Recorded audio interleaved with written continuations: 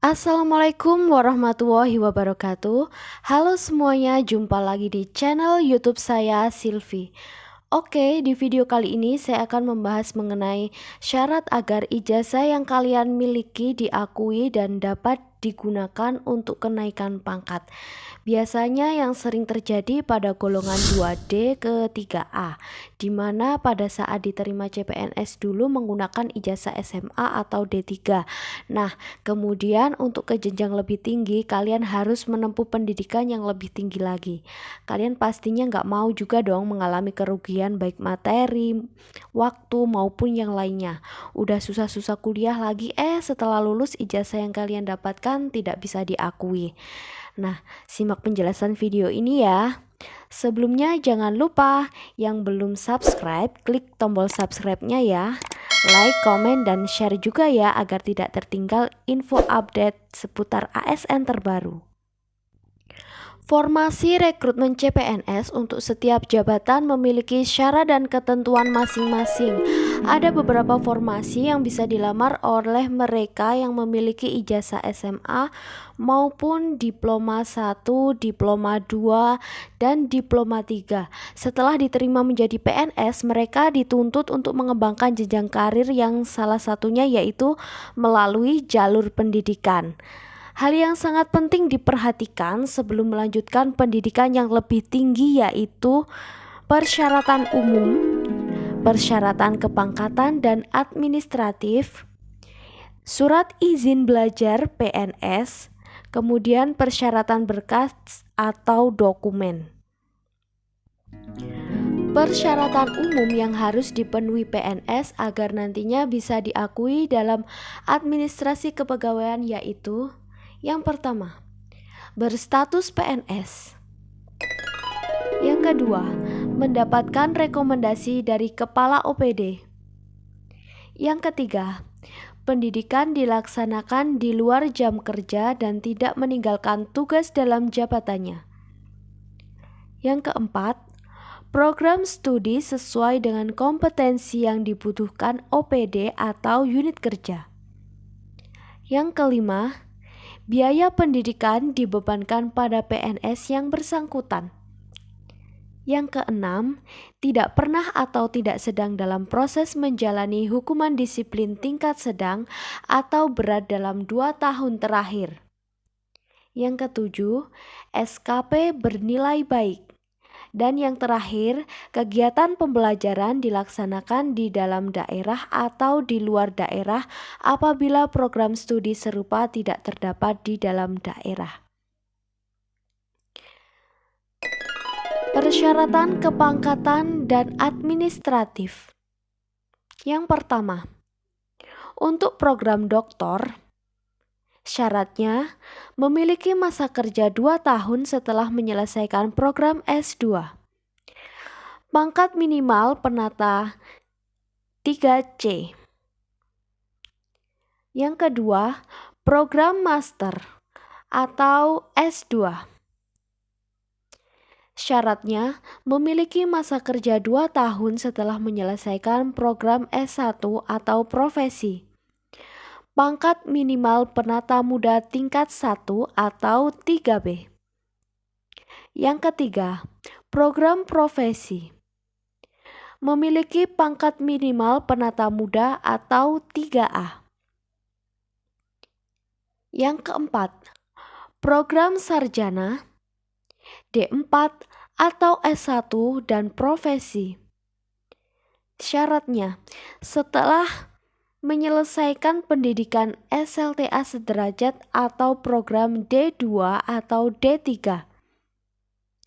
Pangkat minimal pengatur muda tingkat 1 atau 2B dengan masa kerja golongan telah 2 tahun. Yang kelima, program diploma atau D3, D2. Memiliki pangkat minimal pengatur muda atau 2A dengan masa kerja golongan telah 2 tahun. Yang keenam, program paket C atau setingkat SLTA. pangkat minimal juru muda tingkat 1 atau 1B dengan masa kerja golongan telah 2 tahun. Yang ketujuh, program paket B atau tingkat SLTP. Memiliki pangkat minimal juru muda atau 1A dengan masa kerja golongan 2 tahun. Selanjutnya, mengenai izin belajar PNS ini sangat penting diperhatikan. Nah, apa sih yang dimaksud dengan izin belajar? Izin belajar adalah izin yang diberikan kepada PNS untuk mengikuti pendidikan pada perguruan tinggi atau lembaga pendidikan formal lainnya di luar jam kerja atas biaya sendiri dan tidak boleh meninggalkan tugas dinas sehari-hari. Kemudian, apa yang dimaksud dengan masa studi? Masa studi adalah batas waktu paling lama dari keseluruhan waktu tempuh studi yang dilakukan di luar cuti kuliah. Tujuannya, yang pertama, untuk meningkatkan pengetahuan dan pendidikan formal PNS ke jenjang yang lebih tinggi secara mandiri. Yang kedua, meningkatkan profesionalisme PNS di bidang tugasnya. Yang ketiga, menciptakan PNS yang mampu berperan sebagai pembaharu dan perekat persatuan dan kesatuan bangsa.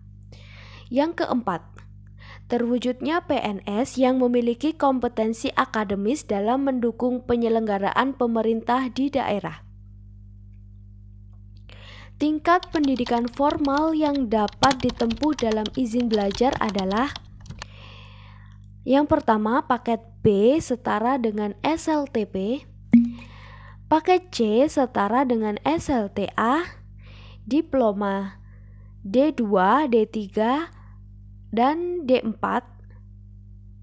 Kemudian sarjana atau S1, profesi. Yang keenam ada magister setara dengan S2, dan yang terakhir ada doktor setara dengan S3. Nah, untuk surat izin belajar ini juga memiliki batas waktu pendidikan. Untuk jenjang pendidikan D1 dengan masa studi maksimal 3 tahun. Untuk jenjang pendidikan D2, masa studi maksimal 4 tahun. Untuk jenjang pendidikan D3, masa studi maksimal 5 tahun.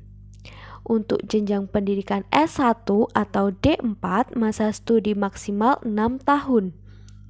Untuk jenjang pendidikan D3 ke S1, masa studi maksimal 4 tahun. Untuk jenjang pendidikan S2, masa studi maksimal 4 tahun. Kemudian yang terakhir untuk jenjang pendidikan S3, masa studi maksimal 5 tahun. Persyaratan berkas atau dokumen. Yang pertama, surat permohonan kepada kepala daerah, kepala BKD, dan kepala OPD. Yang kedua, surat rekomendasi dari kepala OPD. Yang ketiga, SK pangkat terakhir. Yang keempat, ijazah dan transkrip pendidikan terakhir. Yang kelima, SKP 1 tahun terakhir. Yang keenam, daftar uraian tugas yang disahkan atau diketahui atasan langsung atau kepala. Yang ketujuh, daftar riwayat hidup. Yang kedelapan, surat pernyataan yang dibuat oleh PNS yang bersangkutan bahwa sanggup untuk menyelesaikan pendidikan dalam batas waktu yang telah ditetapkan dengan biaya sendiri dan bersedia tidak menuntut penyesuaian ijazah kecuali bila formasi memungkinkan. Yang terakhir, surat pernyataan dari kepala OPD bahwa tidak pernah dijatuhi hukuman disiplin tingkat sedang atau berat dalam 2 tahun terakhir dan tidak sedang menjalani atau dalam proses hukuman disiplin. Prosedur pengusulan izin belajar. Yang pertama, mengajukan izin belajar ke kepala daerah, kepala BKD untuk memperoleh surat izin belajar. Apabila disetujui, selanjutnya mengikuti seleksi masuk perguruan tinggi sesuai dengan surat izin belajar. Mulai mengikuti pendidikan pada tahun yang sesuai dengan surat izin belajar. Nah, inilah pentingnya mengurus surat izin belajar sebelum melanjutkan pendidikan yang lebih tinggi. Di sini saya sekaligus menjawab pertanyaan dari teman-teman semuanya ya. Apakah bisa penyesuaian ijazah tanpa izin belajar? Penjelasan saya mengenai izin belajar PNS tadi sudah sangat jelas ya, bahwa izin belajar merupakan syarat yang harus dipenuhi bagi PNS yang telah menyelesaikan pendidikan formalnya pada jenjang diploma S1, S2, dan S3 tanpa memperoleh izin belajar tidak dapat dipergunakan gelar akademiknya dalam administrasi kepegawaian. Jadi sebelum lanjut ke pendidikan yang lebih tinggi, wajib mengurus izin belajar terlebih dahulu. Kemudian ada yang bertanya juga mengenai apakah ada aturan yang mengatur tidak memperbolehkan jarak kampus dengan tempat kerja yang terlalu jauh. Aturan mengenai larangan bagi PNS yang melanjutkan kuliah atau izin belajar kelas jauh memang ada. Menteri Pendidikan melarang PNS untuk melakukan izin belajar atau kuliah secara jarak jauh. Pertimbangannya tentu pada kualitas, karena dengan kelas jarak jauh dicurigai PNS hanya mengejar gelar atau ijazah, bukan pada kualitas ilmu yang mereka dapatkan. Seorang PNS harus kuliah di kampus terdekat dari tempat kantornya. Terdekat di sini dibatasi jarak 60 km atau waktu tempuh 1,5 hingga 2 jam.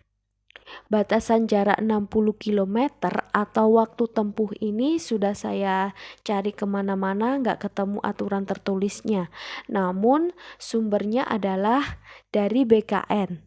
Bisa jadi aturan jarak ini adalah aturan internal BKN dalam menyelesaikan usulan kenaikan pangkat pencantuman gelar. Kasihan juga ya bagi rekan-rekan PNS yang hendak melanjutkan kuliah namun tidak ada kampus dengan jarak kurang dari 60 km dari tempat kantornya. Maka pilihan satu-satunya hanyalah kuliah jarak jauh di universitas terbuka. Oke, mungkin cukup ini yang dapat saya sampaikan. Di next video akan saya lanjutkan proses setelah selesai menyelesaikan pendidikan. Untuk proses penyetaraan ijazah bagaimana prosesnya? Tunggu next video ya. Terima kasih.